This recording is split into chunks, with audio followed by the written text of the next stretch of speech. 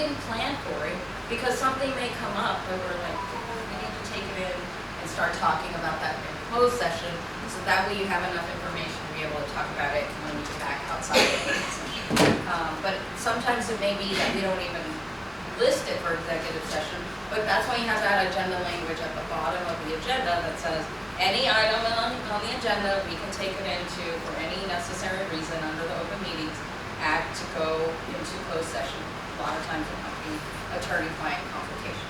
So those are just the high points I wanted to visit with you all about. There are so many things I could talk about all day, but I want to field questions from you if you have them, because I know there's so many things. And Dr. Rowland, if you have questions you want me to talk about too, I'm happy to do that. So you just be looking at them, and I'm happy to take questions. Yes, ma'am. Can you just let me know real quick, on the Board of Adjustments, you said there was 3 things that they can discuss: zoning variance, appeal of admin, Administrative decisions, and a special exception.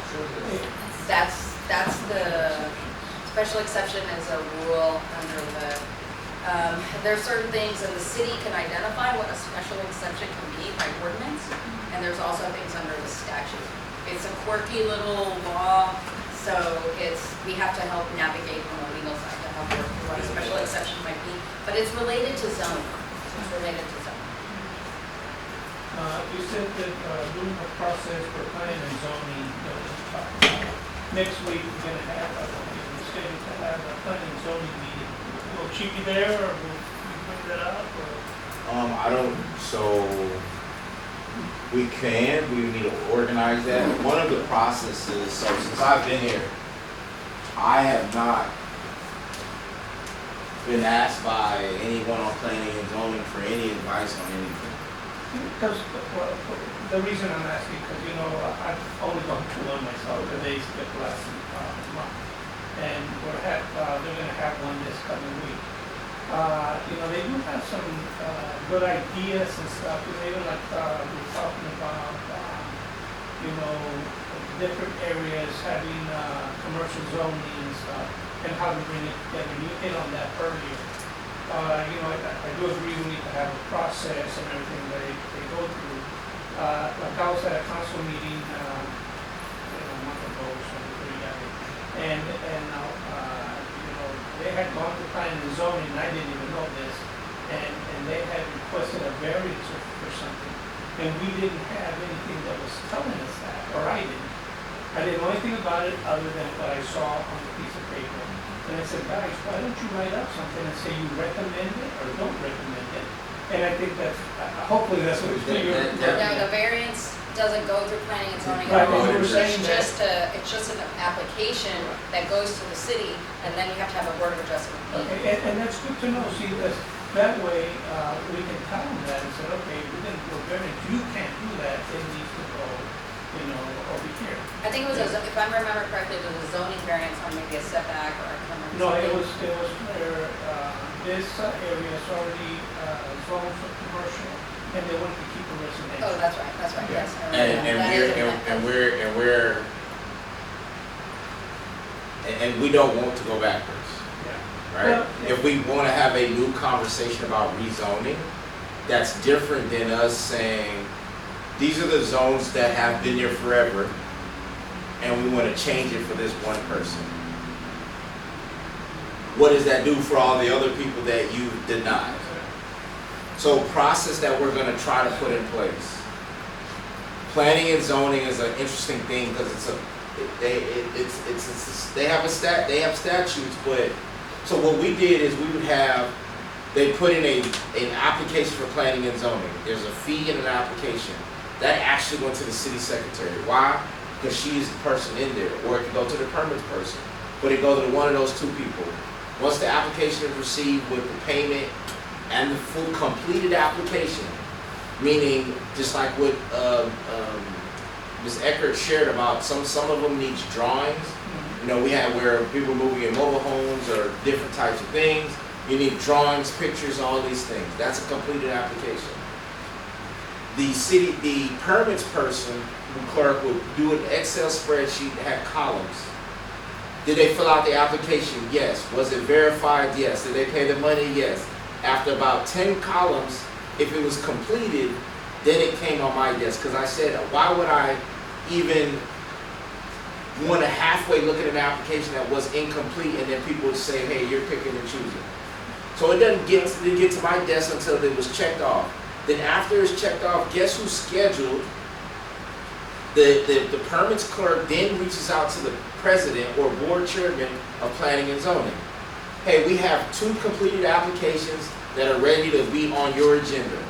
That board president would then get with the secretary, say, hey, let's, do we have a date? Yeah, let's pick this date. Let's have the city secretary poll the members to see if they're available to meet a week from now. Because depending, some things need to be put in the newspaper, some things just needed to be regularly posted. And so then we started working with Bryce Cox, right? Who was with their firm, but he's a planner, because I was battling members on council who didn't see why it was effective to get a planner. If you're trying to plan out your community, you would want a planner because, one, an engineer costs too much money to do the same thing, but then you have somebody on your behalf, like when you have areas to do development, it's a little different. But they didn't see the value in another person. But guess what? We were paying someone way more money, but then one of the ways I was able to get it is the backdoor way, is that their firm, who council liked and wanted to continue to work, I was able to use the planner under their firm instead of bringing on an independent employee. And so we started working through some of these things and creating processes that is it's a spreadsheet that everyone sees, that everybody's like, yep, we have our things checked and crossed. Because the problem is just like planning and zoning, like right now, the same people who again, the application that we didn't want to receive their money right then because of this.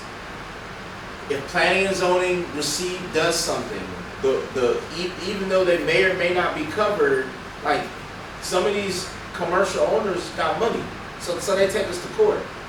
They take them to members of the planning and zoning. And so remember we talked about training. So I don't know the last time when the planning and zoning had a training by the legal staff of like, this is how you should be doing it and this is the process. That's what we plan to do. Because again, planning and zoning they're also the ones, like I shared yesterday, the comprehensive plan that's on the website. Was that verified? Was that voted on? Because and then our zoning is on there too. Is that the current zoning? Because when people are building or doing things, they're using that information, and if it's wrong, we need to know so we can change it.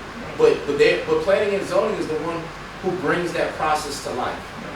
Well, see, and the one meeting that I was at, they had some good questions like that. I didn't know anything about it, and they were supposed to put it on the agenda to come to city council and talk to the city council about some different issues. They're like, okay, and that's when Patty and Chief Cordona were there, and they were supposed to put it on the agenda, and they just did. So see, I'm glad that we're having the discussion to know this, because we have, I don't know, there's four people on the committee right now,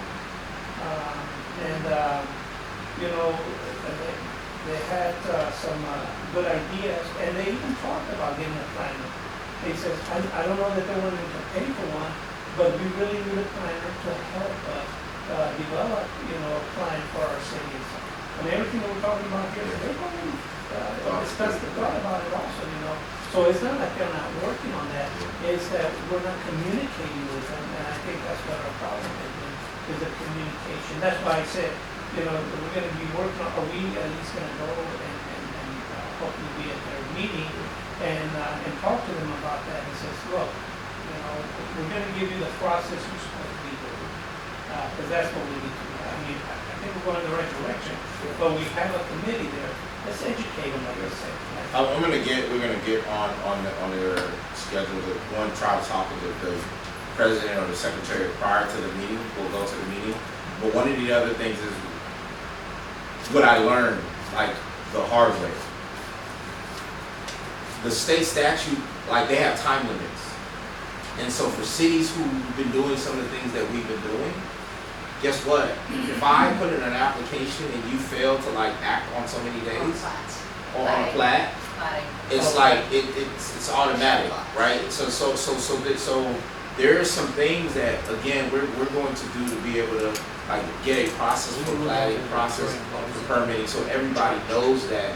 And specifically the people on that committee and get a training. So if they would come in just like and do a 2-hour training where we bring in the attorneys of like, this is how you should be reviewing this. This is the difference between spot zoning, regular zoning, and just because my friend.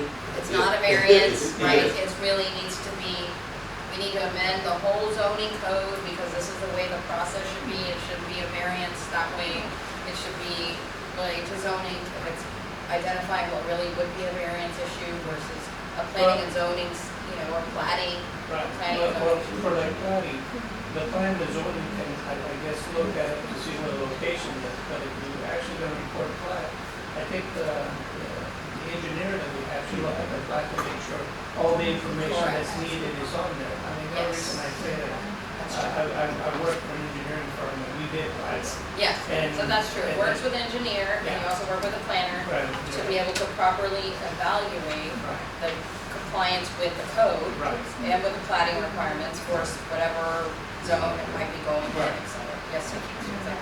Councilman, I'm sorry. Yes, Yes, sir. I want to know, is the senior center already incurring fees, legal fees? It has been very minimal, and so that's why we need to do this administrative services agreement. And we can, if you approve it that way, we can backdate it. It was just a few little things to get that first meeting going. My two questions is one, we had an incident where a resident came in and was very persistent about a property being rezoned. They had heard it already. It was, I don't know if it was disapproved at the planning level or the city council level, with a house on, is it Hedwig or Seguin? Hedwig. Seguin? No, it's Seguin, that's the one who paid the commercial property. That's about the little, yes. That's the one whose money you took, right? Remember the singing. Seguin. So the issue is,